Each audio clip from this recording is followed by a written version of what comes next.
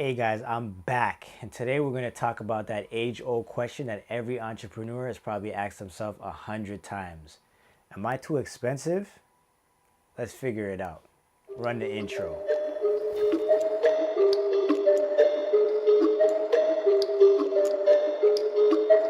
We interrupt this program to bring you a perfect. So if you haven't done so already, I'm going to say it again. Hit that subscribe button. Become part of my notification squad. I got great stuff coming as always.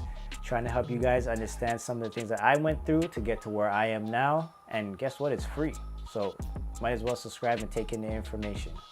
So as an entrepreneur, you've asked yourself this question a million times. Am I too expensive? And the reason you ask that question is because a lot of the clients that you try to work with might be like, oh man, that's too expensive. You're too expensive, blah, blah, blah. But let me be the one to tell you, you're probably not too expensive. 9 out of 10 times, you might just be out of their budget. So let me take you guys back to the beginning. When I first got into film and photography, I did it for a hobby, I did it for fun, it was just for my own personal benefit.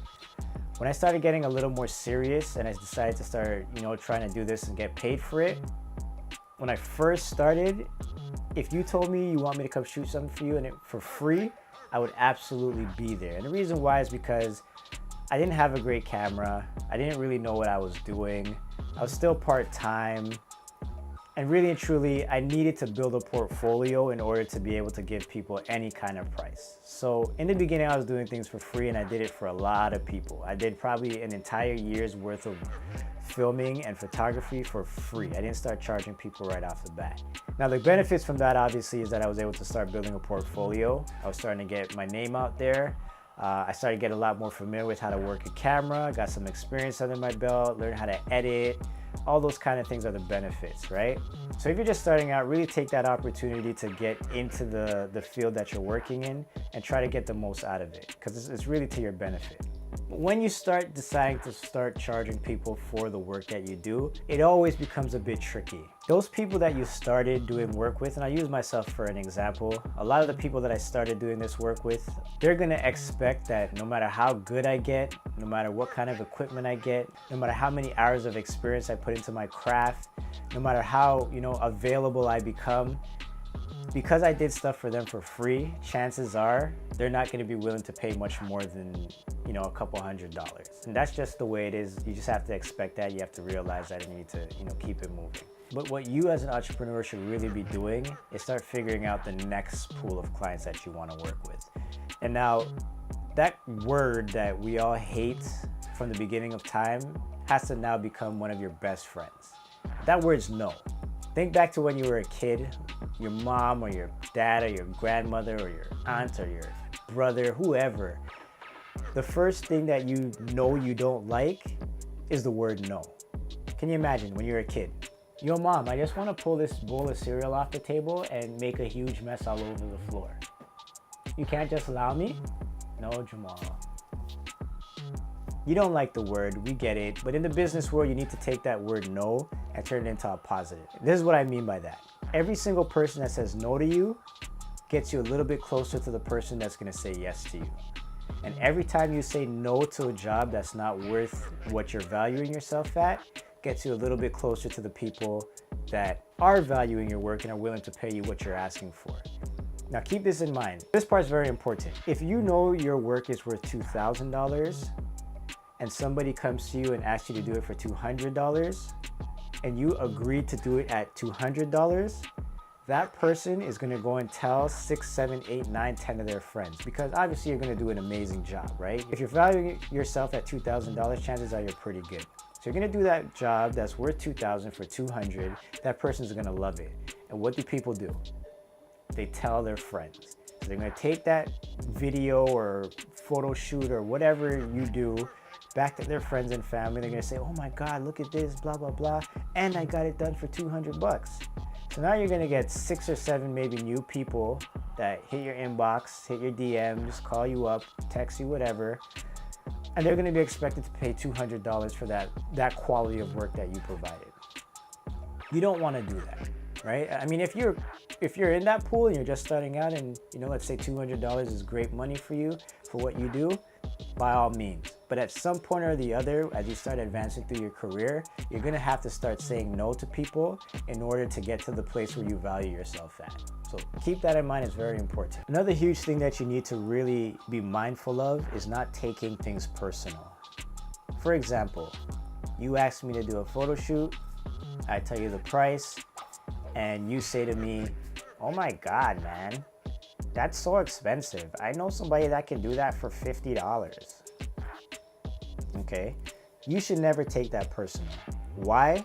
Because first of all, if that person is willing to pay $50 for what they say that they need, chances are their budget is not going to be anywhere near what you require. And so instead of telling that person why they should pay you and going back and forth, the simple, respectful thing to say is, okay, that's no problem. These are my prices. If you change your mind, we can make something happen.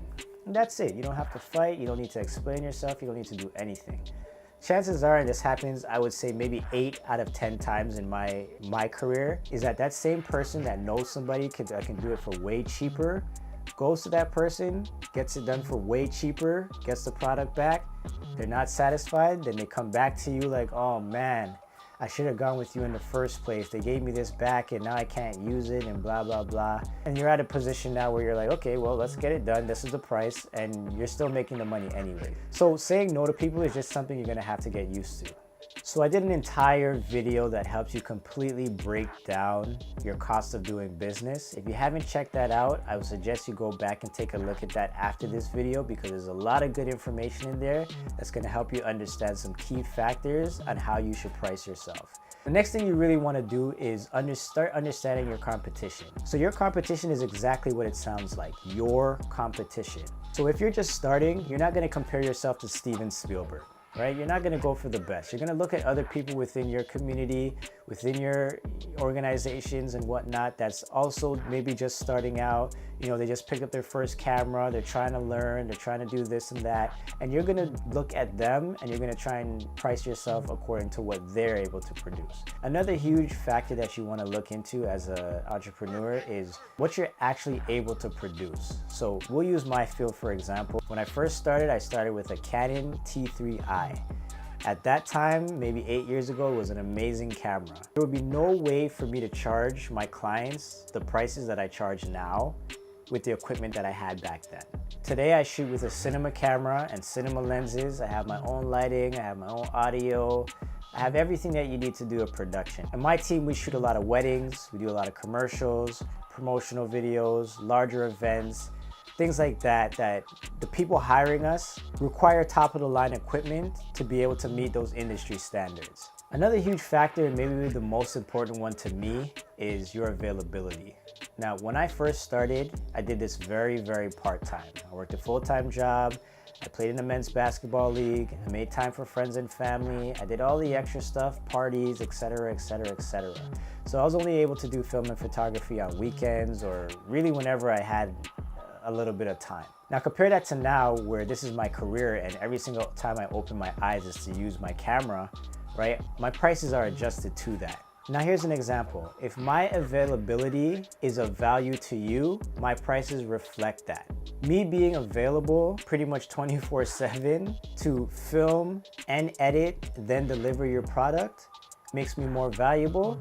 My prices are going to reflect that. Turnaround time is probably one of the most important factors, especially today where social networks are dominating everything. People want their stuff to look good and they want it now. And if you're able to do it well and you're able to do it now, you should be pricing yourself accordingly. The last thing you ever want to do is go back and forth with somebody that just doesn't understand or appreciate the value that you bring to the table.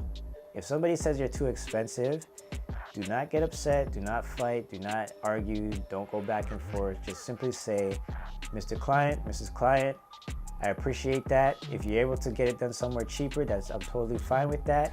But these are the prices that I provide for what you're asking for. If things change, we can definitely pick up where we left off. And you leave it at that.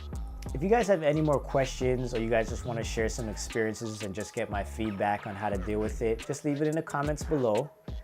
Also, if you want to see exactly what kind of equipment I use today compared to what I used before, I'm going to leave a link in the description to my page on Kit. Kit is an amazing website that allows you to post any and everything related to anything that you're interested in, literally. Also, once again, if you haven't subscribed, just make sure you hit that subscribe button. I just want to thank you guys for watching. You guys take care.